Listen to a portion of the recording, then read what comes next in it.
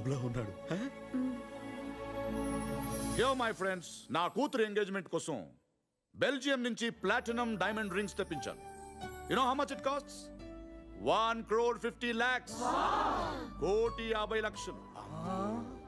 Thank you so much dad, thank you so much. I love you my daughter. నీకోసం ఏమైనా చేస్తానే. Siddhu, what you feel about this? Come on Siddhu, say something. కూతురు కళల్లో సంతోషం చూడడానికి కోట్లు ఖర్చు పెట్టే మీ డాడీని చూస్తుంటే చాలా ఆనందంగా ఉంది.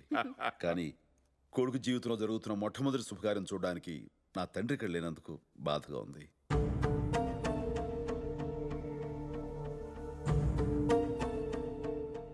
కమ్ ఆన్ సిద్ధు, లేని వాళ్ళ గురించి ఎందుకు మాట్లాడడం? Forget it. ఎస్, నా తండ్రి లేనివాడే, అందుకే ఈ రోజు ఇక్కడ లేడు. స్టార్ట్ చేద్దామా? Come on. 1 minute.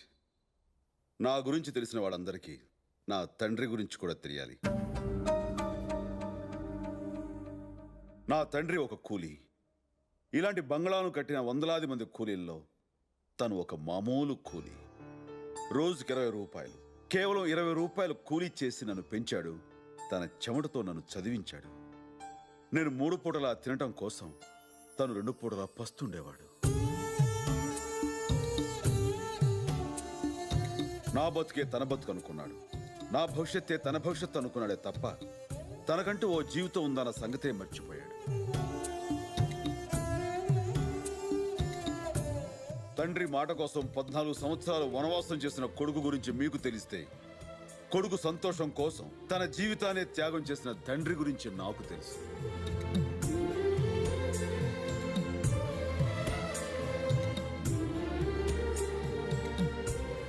ఆయన నాకు తండ్రి మాత్రమే కాదు, దేవుడు కూడా.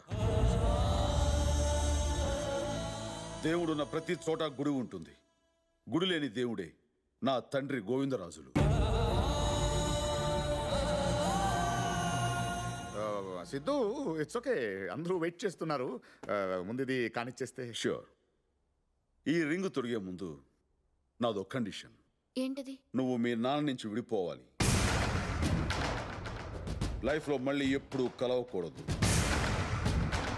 కనీసం చూడకూడదు. వాట్? సిద్ధు, ఏమైంది? Have you gone mad? నీకేమైనా మతిపోయిందా? విడిపోవాలి అని అన్నందుకే నీకంత కోపం వచ్చింది. మరి నా తండ్రి నుంచి నన్ను విడదీసినందుకు నాకెంత కోపం రావాలి?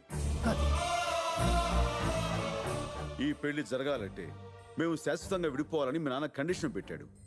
కండిషన్లతో కాంట్రాక్టులు చేస్తారేమో కానీ కాపురాలు చేయలేరు. వీరేంద్ర గారు, కూతుర్ని అత్తవారింటికి పంపించడం సాంప్రదాయం.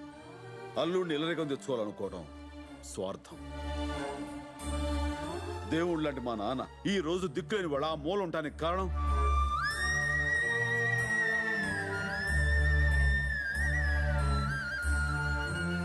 మీరు, మీ కండిషన్. నాన్న, జరిగిన అవమానం చాలు, ముందుకు రా. వెళ్ళండి.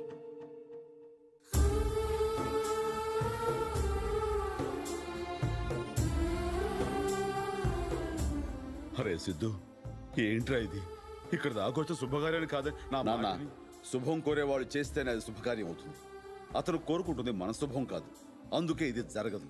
అలా అనకరా నా మాట. అంటే నువ్వు నన్ను ప్రేమించడం లేదా? ప్రేమిస్తున్నాను. నాకు నువ్వు కావాలి, నీ ప్రేమ కావాలి. కానీ ఇద్దరిలో ఎవరు ముఖ్యం అంటే నాకు నా తండ్రే ముఖ్యం అంటాను.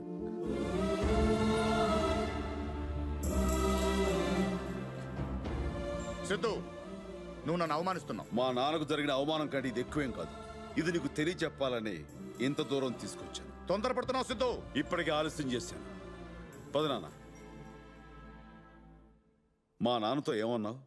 ఈ సిద్ధార్థ అంటే వీరేంద్ర అల్లుడని చెప్పుకోవాలా? నెవర్. ఎన్ని జన్మలైనా సిద్ధార్థ అంటే సన్ ఆఫ్ గోవిందరాజులు.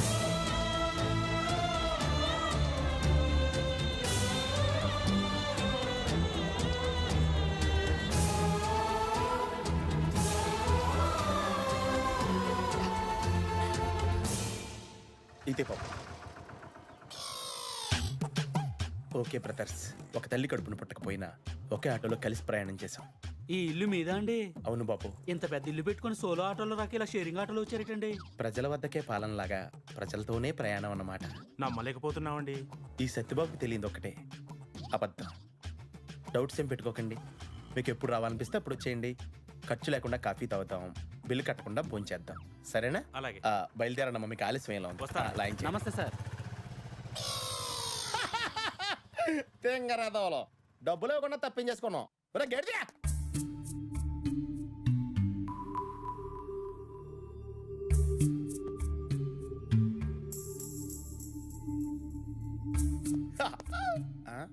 ఆలస్యంగా వచ్చినని ఫీల్ అవుతున్నట్టున్నారు. ఇటు మరీ ఎడుమొక్క పెట్టాడు. నిశ్చితార్థాన్ని నేను రాకపోతే నువ్వు ఇలాగ ఎడుతావు నా సీన్ గడితో ముందే చెప్పాను సేనా. అదవేం చేయడం తెలుసా, విశాఖ టికెట్ తీసి గోదావరి ఎక్కించాడు నన్ను. గుడి దాకా బాగానే వచ్చాను, అక్కడ టీసీ గడు పీగట్టు బయటికి గంటేహాడు. ఒరే మా బేబీ నిశ్చితార్థం రా అని చెప్తున్నా ఎండేంటి సేన అన్నాడు. ఏదో ఓట నువ్వుని అంత వివరంగా చెప్తున్న తర్వాత కూడా అలా చూస్తావేంటి? ఎదిగామా పిన్నే అప్పటికే టైంకి వచ్చేద్దాం ఇసుకలారి ఎక్కేహానే. ఆ హైవే మీద టాటరాన్ని గుద్దేహాడు, పెద్ద పెంట అయిపోయింది అక్కడ. ఇందులో నా తప్పేనా ఉందా చెప్పా పిన్నే? నీ తప్పేం లేదు కానీ నువ్వు లోపలికి వెళ్ళరా. అరే నువ్వు కూడా ఆయన అర్థం పద్ధతి లేకుండా మాడతావండి. ఎదిగామే బేబే ఆఖరికి హైటెక్ బస్ క్యాచ్ చేసి వచ్చానే. ఆడు స్లోగా తోలితేనే ఫాస్ట్గా వచ్చేస్తానే. ఎంత చెప్పిన తర్వాత కూడా మొఖం అలా పెడతావేంటి? మనిషివా పశువా నువ్వు? చంపేస్తా ఆపై. ఇదేంటి నిశ్చితార్థం రాకపోతే కొట్టేస్తారా? ఎక్కడ ఉందా ఇది? మాట్లాడంటే ఏయ్! నిశ్చితార్థం ఆగిపోయింది చాలా. ఇటు పైకి ఎదవలాగా అంటారు కానీ సెంటిమెంట్స్ ఎక్కువ. ఎంత పని చేసి వచ్చినానా? నేను రాలేదని నిశ్చితార్థం ఆపేసేవా? ఎంత అభిమానం ఉంటే మాత్రం ఒక్క వాటర్ రాలేదని పోలింగ్ పోస్ట్ పోన్ చేసుకుంటావా? మూర్ఖత్వం కాకపోతే ఈ మధ్య నువ్వు చాలా దైత్యంగా బిహేవ్ చేస్తున్నావు. టాకో లోపలికి వెళ్ళరా. వాడేం చేశాడు? ముందు జరగాల్సిన దాని గురించి ఆలోచించండి. ఇక జరగాల్సిందేం లేదు. ఇన్ని సంవత్సరాలు సంపాదించుకున్న పేరు పొరువు అన్ని గంగలో కలిసిపోయాయి. డాడీ, ఇది మీకు జరిగిన అవమానం కాదు, నాకు జరిగిన అవమానం. నీకు అవమానం మాత్రమే జరిగింది తల్లి. నాకు ఖర్చు అయిందిగా. 25 లక్షలు పెట్టి ఫంక్షన్ చేస్తే మన ఖర్చుతోనే మనల్ని అవమానించాడు. ఎవరి కోసం అయితే సిద్ధు ఇదంతా చేశాడో ఆయన్నే అతనికి దూరం చేస్తాను. ఇవన్నీ వినడానికి బాగుంటాయి కానీ ప్రాక్టికల్ గా వర్కౌట్ అవ్వవు. చూశాను కదా daddy, when you can't beat them join them. సిద్ధుకి వైఫ్ గా ఇంట్లో కాలు పెట్టి ఆ తండ్రి కొడుకుల మధ్య చిచ్చు పెడతాను. ఇదిగో నువ్వు చిచ్చు పెడతావా చిచ్చు పెట్టి పెడతావా నాకు తెలియదు కానీ వాళ్ళిద్దరూ కలవకూడదు, విడిపోవాలి ఇద్దరు. అప్పుడే నాకు జరిగిన అవమానాన్ని కొంచెమైనా మర్చిపోగలను. కొంత అంటే మొత్తం మర్చిపోలే చేస్తాను. సారీ మేము చేస్తాం.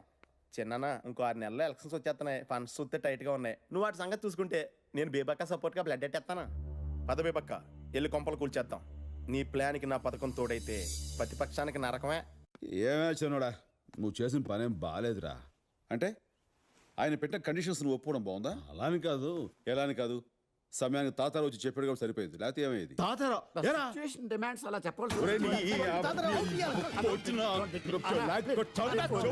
చాలే ఆపండి మీ గొడవ. ముందు కాఫీ తీసుకోండి. తీసుకా. మీ తండ్రి కొడుకుల ప్రేమ సంగతి సరే, ప్రేమించిన అమ్మాయి గురించి ఆలోచించారా? ఎలా ఆలోచిస్తాడమ్మా? బిగినింగ్ నుంచి ఇంట్లో లేడీస్ సెంటిమెంట్ ఉంటే కదా. చాలా ఎడగారాలు. అసెంబ్లీలో స్పీకర్లా భలే చెప్పారండి. కొత్త రోడ్లో నిగనగలాడుతున్నావు. ఎవడో నువ్వు? సత్యబాబు అండి. 4 సార్లు సర్పంచ్ కింద పోటీ చేసి ఓడిపోయామండి, అందుకే సర్పంచ్ సత్యబాబు అంటారండి. రాత్రిపూట ప్రచారానికి వెళ్ళి ఉంటావు, ఎవడో కనబడికి ఓడిపోయి ఉంటాడు. నిజమేనండి. మీకు ఎవరు చెప్పారు? తర్వాత చెప్తాంలే, ముందు మాతో పని చెప్పు. అన్యాయం జరిగిన అభ్యర్థికి న్యాయం జరగాలన్న కార్యక్రమం మీద ఇక్కడ రావడం జరిగింది. అన్యాయమా? ఎవరా అభ్యర్థి? బేబకే.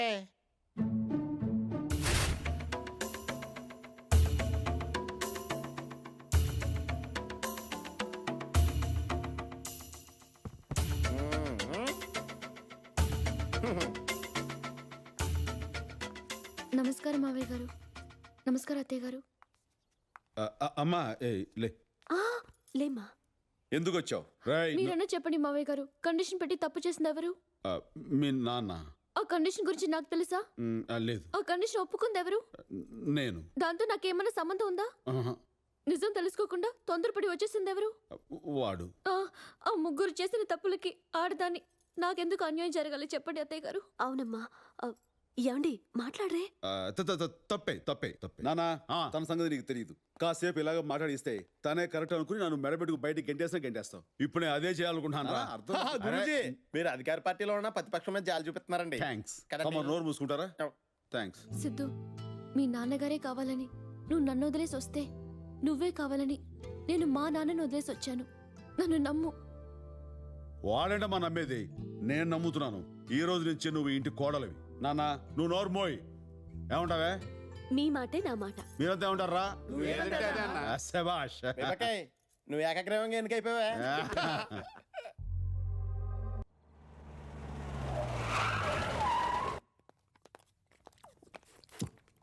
మేము ఆంధ్ర బ్యాంక్ నుంచి వచ్చాం. హాంకాంగ్ టౌన్షిప్ కాంట్రాక్ట్ మీకే వస్తుందని చెప్పి మా బ్యాంకుని నమ్మించి మిషనరీ కోసం మా దగ్గర 9 కోట్లు అప్పు తీసుకున్నారు. గవర్నమెంట్ వారు మిమ్మల్ని బ్లాక్ లిస్ట్ లో వేశారని తెలిసింది. ఎన్నిసార్లు నోటీసులు పంపించినా మీ దగ్గర సమాధానం లేదు. అందుకే హెడ్ ఆఫీస్ వారు మీ ప్రాపర్టీస్ అటాచ్ చేయమని ఆర్డర్స్ ఇచ్చారు. మీ పని మీరు కానివ్వండి. ఇవ్వండి బ్యాంక్ ఆర్డర్స్.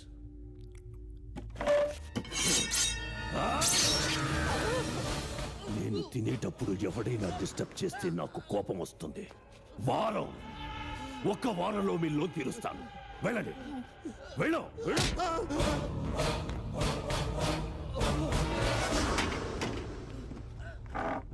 వారం రోజుల్లో ఎలా తీరుస్తారండి? తీరుస్తాను. నష్టం చేసిన వాడే నష్టపరిహారం కట్టాలి. అదే న్యాయం.